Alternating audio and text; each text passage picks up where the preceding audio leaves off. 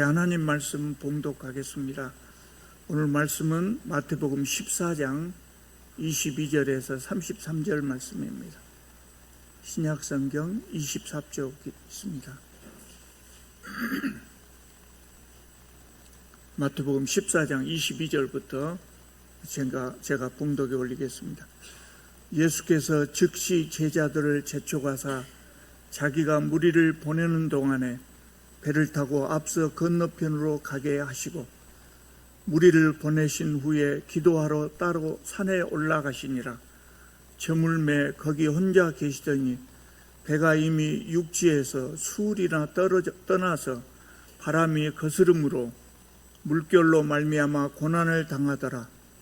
밤사경에 예수께서 바다 위로 걸어서 제자들에게 오시니 제자들이 그가 바다 위로 걸어오심을 보고 놀라 유령이라 하며 무서워하여 소리 지르거늘 예수께서 즉시 이르시되 안심하라 나니 두려워하지 말라.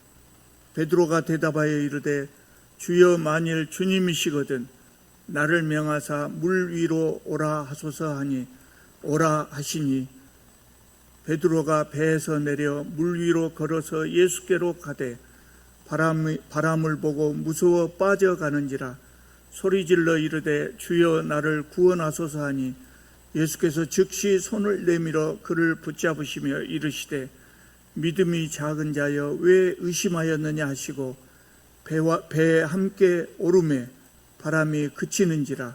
배에 있는 사람들이 예수께 절하여 이르되 진실로 하나님의 아들이로소이다 하더라. 아멘. 지난주에는 예수께서 오병이어의 기적으로 많은 사람들을 먹이신 그 놀라운 사건에 대해서 우리 함께 보았습니다. 여러분, 그 다음에 어떤 일이 일어났을까 궁금하지 않으십니까? 굉장히 궁금해야 됩니다.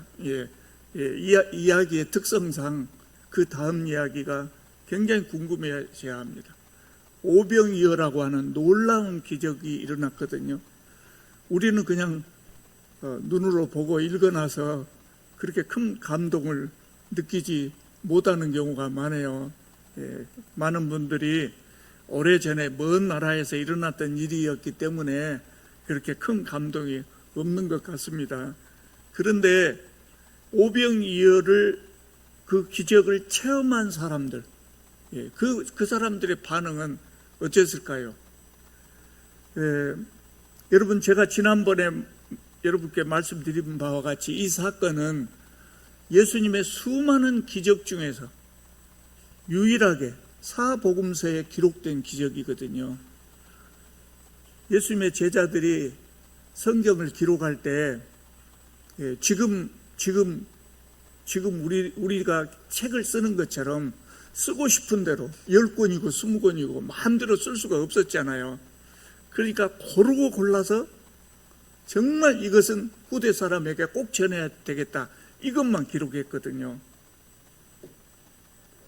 그래서 특별한 의미가 있다는 거예요. 성경은 예수님이 직접 기록하지 않았어요. 제자들이 기록했거든요. 그리고 예수께서 승천하신 후에 수십 년이 지난 다음에 이제 성경이 기록되기 시작해요.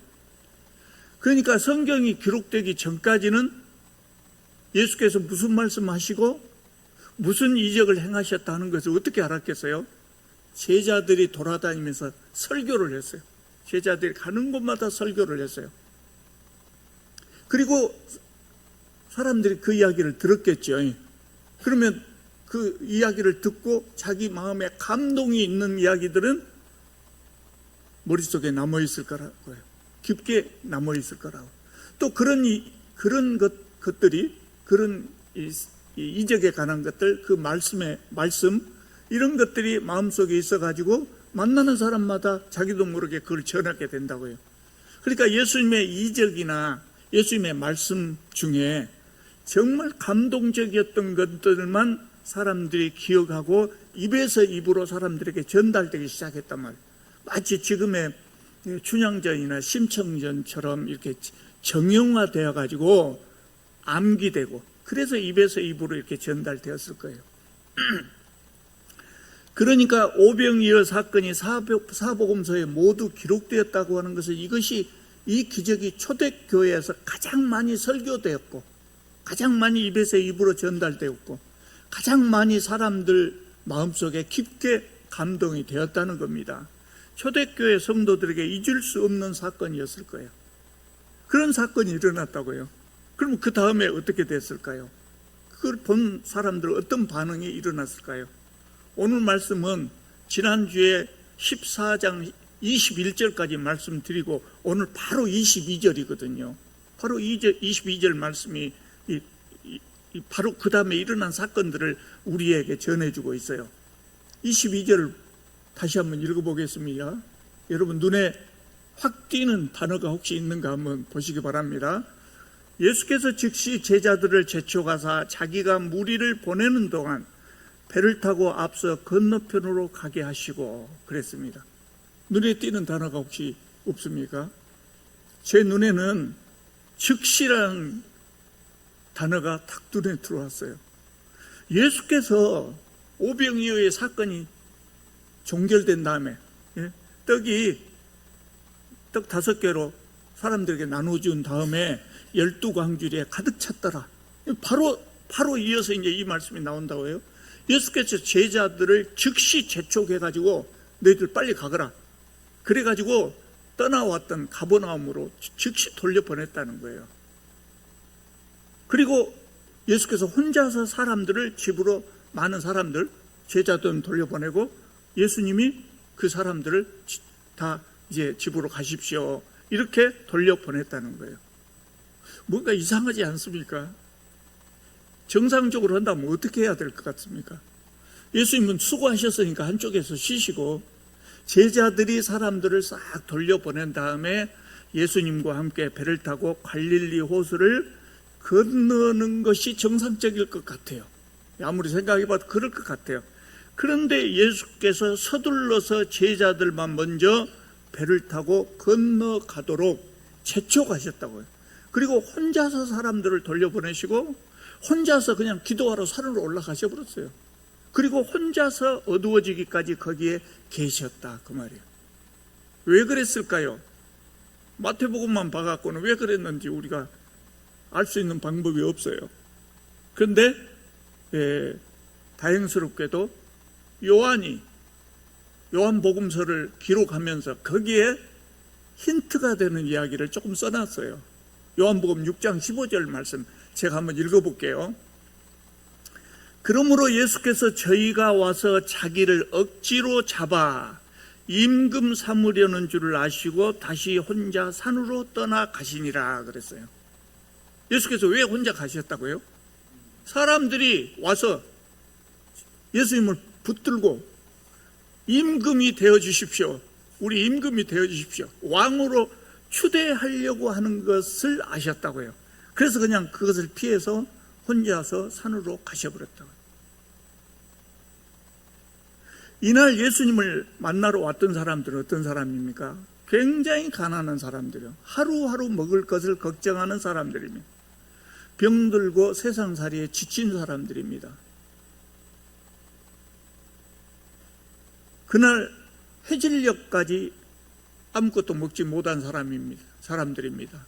오늘 저녁도 별 수 없이 굶겠구나. 그렇게 체념하고 있던 사람들입니다.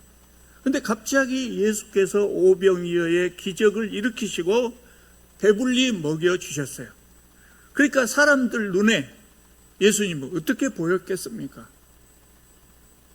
여러분 혹시 기억하실 줄 모르겠습니다만은 1992년도에 클린턴이 대통령 선거에 출마를 했어요.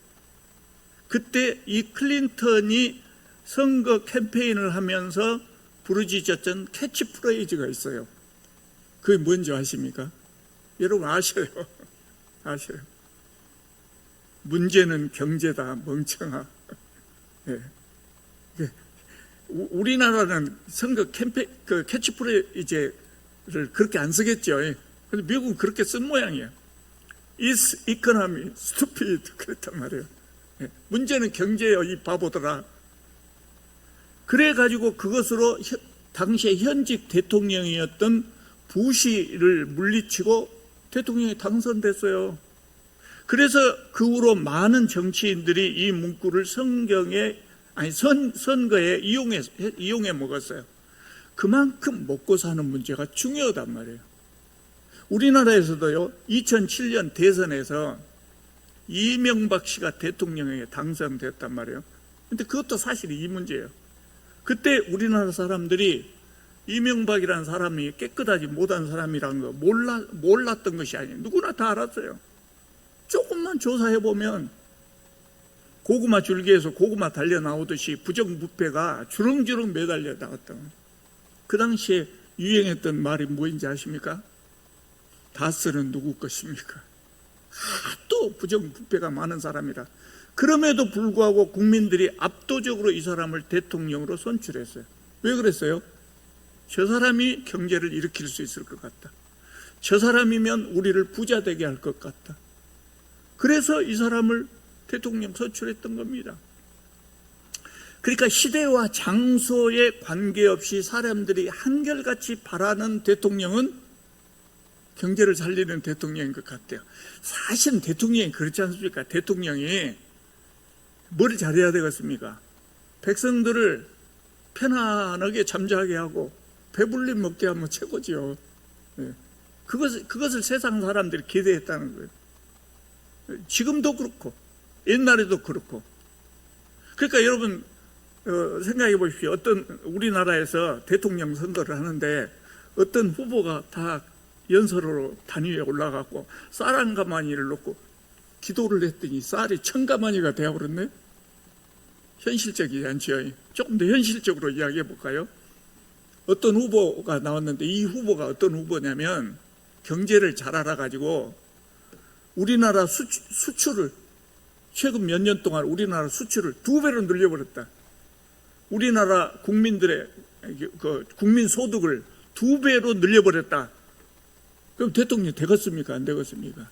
선거 해보나 마나합니다. 압도적으로 당선될 겁니다. 바로 이 문제거든요. 이 문제예요. 이 문제가 그때 오병이의 기적에도 나타났다 그 말입니다. 예수께서 성인 남자만 5,000명을 먹이셨다 그랬어요. 어린아이의 도시락 같은 조그마한 음식으로. 그러니까 적어도 10,000명이 넘는 사람들을 배불리 먹였다는 거예요. 그렇게 되니까 어떻게 되겠습니까?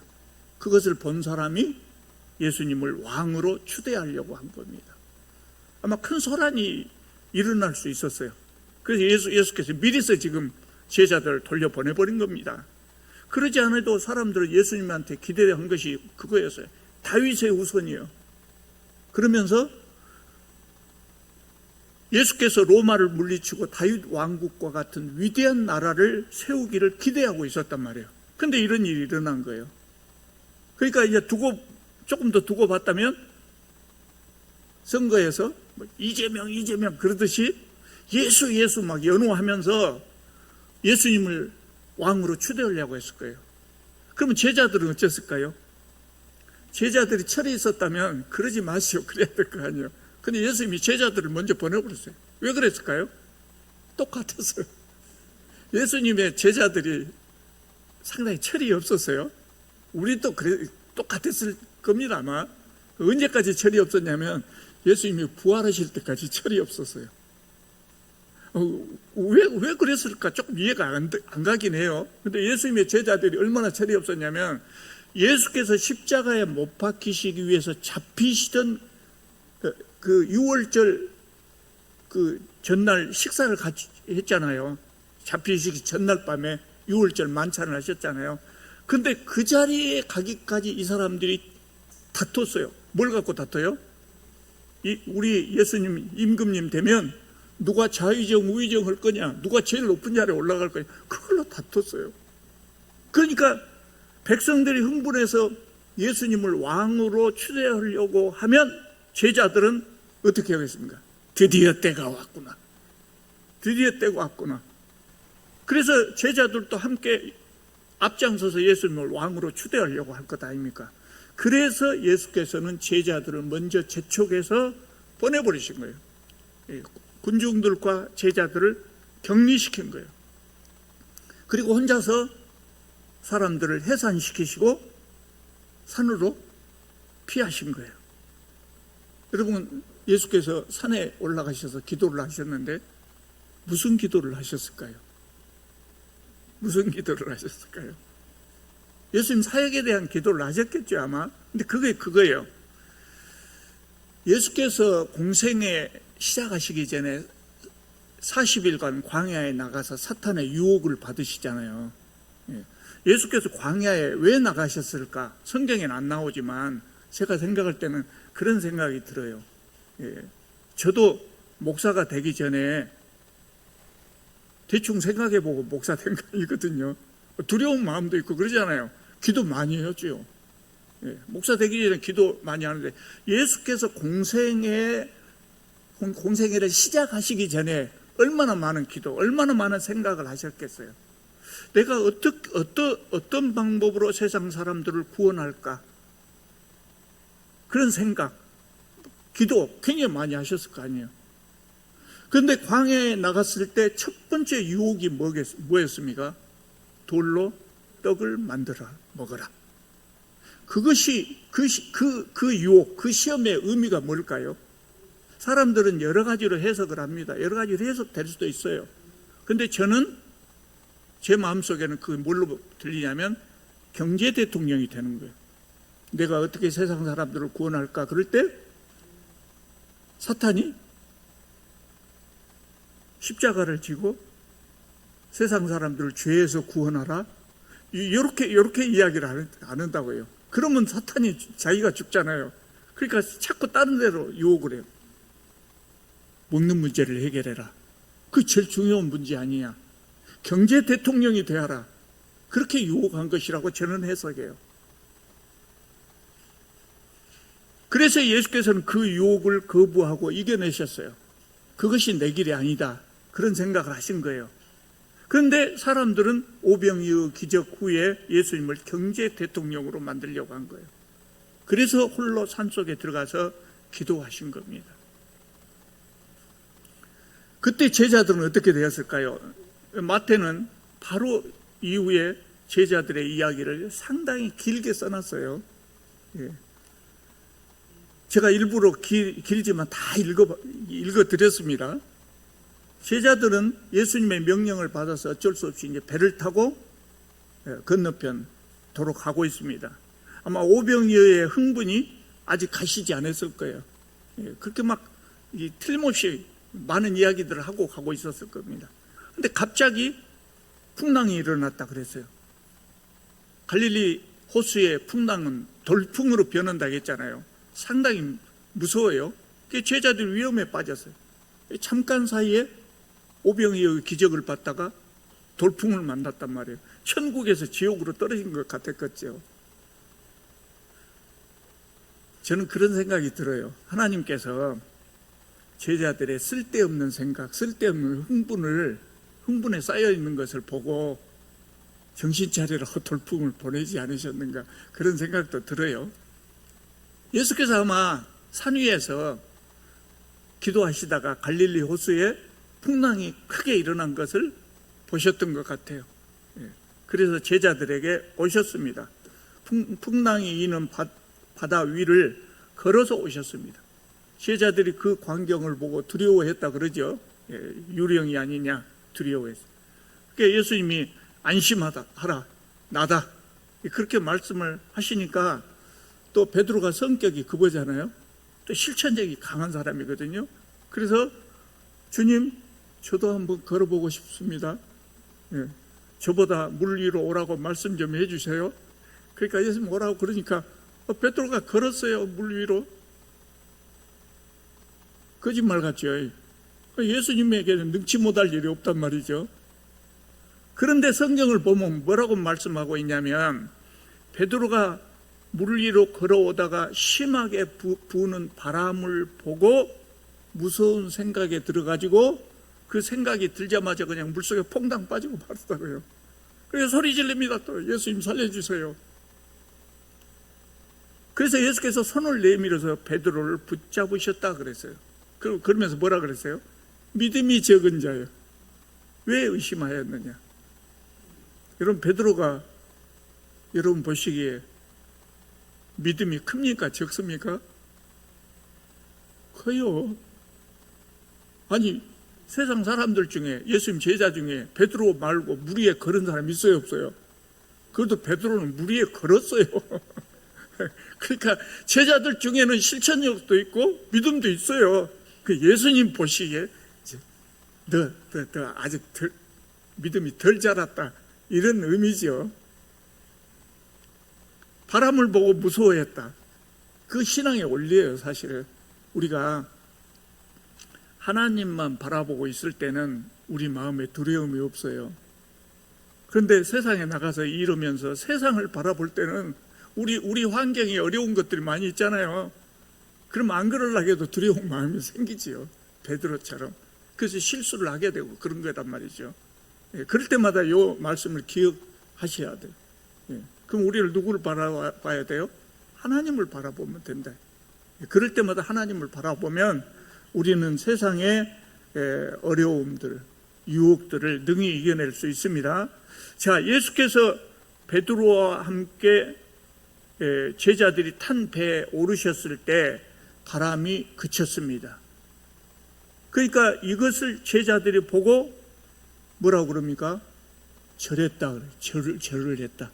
엎드려 절하면서 진실로 하나님의 아들이십니다. 그래서요. 그냥 한 말이 아니에요. 이거 뭐예요? 신앙 고백이래요. 신앙 고백. 신앙 고백을 한 거예요. 엎드려서.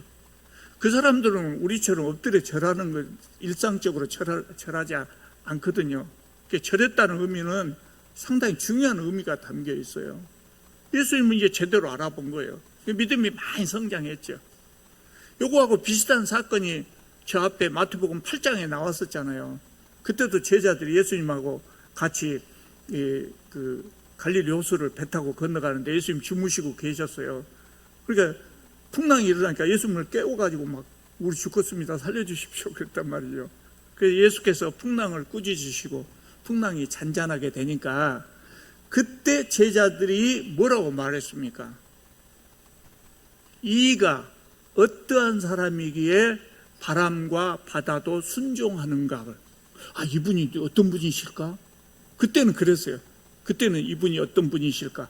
근데 이번에는 뭐라고 했어요? 진실로 하나님의 아들이십니다. 이렇게 이야기를 했다고요. 마태가 오병이어 기적 끝털이에 이 이야기를 한 이유가 있어요. 예수님은 어떤 분이라는 거예요? 마태가 지금 우리에게 소개하고 있는 예수님은 이스라엘 사람들의 빵 문제를 해결하러 오신 분이 아니다 이거예요. 그러면 누구예요? 온 세상 사람들을 제외해서 구원하시기 위하여 오신 분이다, 그 말이에요. 너희들 왕으로 삼으려고 그러지 말아요. 예수님은 이스라엘의 경제 대통령이 되기 위해서 세상에 오신 것이 아니라 온 세상의 구세주로 오셨다는 말씀이에요. 그 이야기를 지금 요 사건을 통해서 우리에게 보여준 겁니다. 여러분, 예수님은 2000년 전에 배고픈 사람들을 오병이어로 먹이신 것처럼 오늘 우리에게도 밥을 주십니다. 오늘 우리도 먹여주십니다. 그렇지만 예수님은 우리에게 밥 주러 오신 분은 아니다. 예수께서 세상에 오신 목적은 우리 밥 문제를 해결하기 위해서 오신 분이 아니다. 물론 그것도 해결하시죠. 근데 그것이 주된 목적이 아니고 온 세상 사람들을 죄에서 구원하시기 위해서 오신 거죠. 그래서 오병이어 기적을 일으키기 전에 제자들에게 예수께서 뭐라고 말씀하셨어요? 너희가 먹을 것을 주라고 그러지 않았습니까? 하나님은 세상 사람들을 먹이시는 분이지만 어떻게 먹이셔요? 배고픈 사람이 있을 때마다 오병이어의 기적으로 사람들을 먹이시는 것이 아니단 말이죠. 그럼 어떻게 먹이셔요? 신실한 사람들을 통해서 먹이십니다. 신실한 사람들을 통해서. 그래서 제가 지난주에 말씀드렸죠. 우리는 예수께서 5,000명을 먹이신 것처럼 나도 나의 일터에서 많은 사람들을 먹여야 되겠다. 그런 각오, 다짐, 이것을 가지고 우리가 일해야 된다. 우리가 먹을 것을 주어야 한다는 거예요. 열심히 일해서 작은 것이라도 서로 나누어 먹든지 아니면은 사업을 확장해서 많은 사람을 고용하고 일자리를 주든지 우리가 그 일을 우리가 맡아서 해야 되나. 그리고 예수님은 더 큰 일을 해야죠. 그런데 제자들이 어땠습니까? 그곳에서 떡을 얻어먹은 사람은 어떻게 했습니까? 그냥 왕으로 추대하려고 했어요. 나도 예수님처럼 사람들을 먹여야 되겠다 이런 생각을 하지 않고 예수님을 왕으로 삼으려고 했어요. 그러니까 그 마음이 속셈이 뭐예요? 그냥 예수님이 다 알아서 해주시라는 거예요. 여러분, 예수께서 이스라엘의 경제 대통령이 되면 됩니까? 안 됩니까? 뭐 해줄 수도 있잖아요. 그런 생각이 들어요. 예수님이 경제 대통령도 될 수도 있지. 세상 사람들도 배고프다 그럴 때 다 그냥 오병이어로 먹여주시면 좋지 않을까? 근데 예수께서는 그걸 안 하셨다고요. 하나님 오늘날에도 그렇게 안 해요. 왜 안 하실까요? 그러면 우리에게 손과 발을 주시는 의미가 없어요. 예수께서 그렇게 세상을 섭리한다면 사람을 만드실 때 손과 발을 만들 필요가 없어요. 뭐만 만들면 되겠어요? 입만 만들면 입만 크게 만들어요. 배고프면 입덕 벌리고 있어라. 하나님이 다 입에다 넣어주신다. 그렇게 사람을 만들지 않으셨다고요. 저는요, 하나님이 우리를 그렇게 안 만드신 것이 너무나 다행이다. 너무나 좋다. 우리에게 뭔가를 할 수 있게 해주셨단 말이죠. 그런데 우리가 할 수 없는 일은 뭐냐? 죄 문제를 해결하는 것. 그래서 예수께서는 온 세상의 구주가 되기 위해서 오셨어요. 그런데 예수께서 그 일을 하신다면 조그마한 이스라엘 왕국의 임금님은 되실 수 있지만 온 세상의 구주가 되실 수 없다는 것. 그래서 예수님이 산속에 들어가 버리신 겁니다. 지금도 수많은 사람들이 오병이어를 바라보고 예수님을 찾습니다.